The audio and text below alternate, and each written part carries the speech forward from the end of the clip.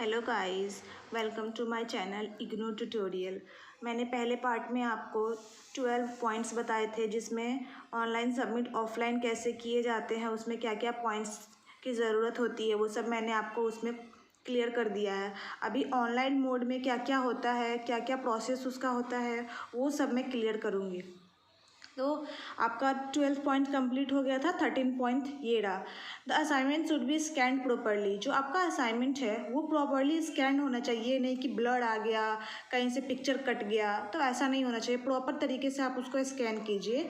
और जो एक एक पेज जो है असाइनमेंट के, उस पर स्टूडेंट्स का साइन और उसका इनरोलमेंट नंबर ज़रूर होना चाहिए स्कैन करने से पहले और अपलोड करने से पहले, ताकि जो इन्विजिलेटर है जो आपका चेक करे असाइनमेंट, उसको प्रॉब्लम ना हो कि हाँ कोई पेज मिस हो गया है, कोई पेज मिसप्लेस हो गया है।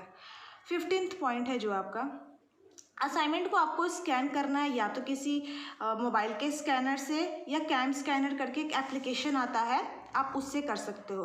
और जो स्कैन कॉपी होना चाहिए वो एकदम क्लियर होना चाहिए, ताकि उसमें जो भी वर्ड्स आपने लिखा है वो क्लियर दिखना चाहिए।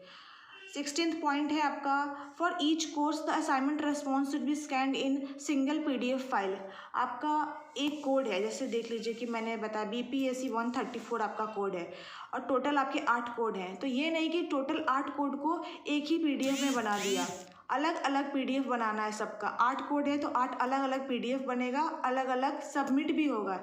ये नहीं कि सारे PDF को एक साथ सबमिट कर दिया। उसके बाद आपका पॉइंट है, the scan assignment for each course can be send separately through emails. All assignment of all the courses cannot be attach together in a single email online mode. जैसे आपका ऑनलाइन जो sheet generate होता है जिस पे आपको submit करना होता है, पहले एक फ़ाइल अपलोड करोगे, उसके बाद दूसरी फाइल अपलोड करोगे, उसके बाद तीसरी फाइल अपलोड करोगे। ये नहीं कि एक साथ सारे अपलोड कर दिए, इस तरह से क्या है आपका वो रिजेक्ट हो जाएगा। ये सही प्रोसेस नहीं है अपलोड करने का। देन आपका 18th पॉइंट है कि फ़ाइल नेम जो है वो कैसे करते हैं। फ़ाइल नेम जब आप ऑनलाइन सबमिट करने जाते हो तो उसका फ़ाइल नेम क्या होना चाहिए उस फाइल का। पहले आपका इनरोलमेंट नंबर होगा, उसके बाद जो आपका कोर्स है उसका कोड होगा। मैंने एग्जांपल के लिए जैसे यहाँ पे बताया है, ये आपका इनरोलमेंट नंबर हो गया, ये जो कोर्स है उसका कोड है। तो इनरोलमेंट नंबर प्लस कोड दोनों ऐसे लिखेंगे इस फॉर्मेट में। उसके बाद हम उसको ऑनलाइन सबमिट करेंगे, तब जो एग्जामिनर जो चेक करने वाले होंगे वो आपका इनरोलमेंट नंबर देखेंगे और कोर्स कौन सा है उसका कोड देख लेंगे। इसमें कोर्स का नेम लिखने का, टाइटल लिखने का ज़रूरत नहीं है, कोड्स बहुत इनफ है। उसके बाद मैं बता रही हूँ कि इसमें ये असाइनमेंट सबमिट करने का लास्ट डेट कौन सा है। जनवरी सेशन वालों के लिए जो है उनका लास्ट डेट है आपका 1 सितंबर से लेकर 31 अक्टूबर तक, एंड जुलाई सेशन वालों का है 1 मार्च से लेकर 30 अप्रैल तक। जनवरी सेशन वालों के लिए 1 सितंबर से 31 अक्टूबर तक, एंड उसके बाद जुलाई सेशन वालों के लिए 1 मार्च टू 30 अप्रैल। नेक्स्ट है आपका जो स्टडी सेंटर पे कोऑर्डिनेटर होता है, जो आपका असाइनमेंट लेते हैं, वो आपका असाइनमेंट रिजेक्ट भी कर सकते हैं। They have right to reject your assignments.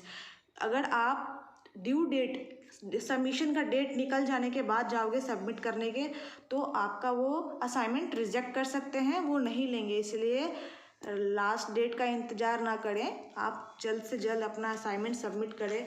जो भी डेट होता है सबमिशन का लास्ट, उससे पहले ही आप सबमिट कर दें।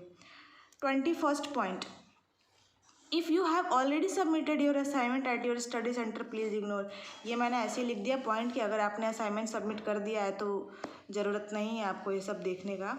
लेकिन जिनको नहीं है पता है कि कैसे करते हैं, क्या प्रोसेस होता है ऑफलाइन में, क्या प्रोसेस होता है ऑनलाइन में, तो उनके लिए मैंने ये बनाया है।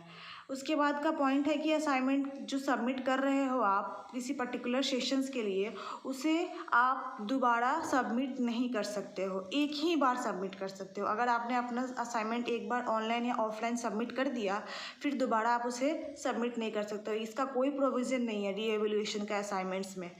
आपका 23 पॉइंट्स है, मिनिमम ड्यूरेशन कितना, असाइनमेंट अगर आपने सबमिट कर दिया उसके बाद कब तक आपका रिजल्ट उसका आता है। 2 to 6 मंथ में आपका मार्क्स अपडेट होना स्टार्ट हो जाता है असाइनमेंट का।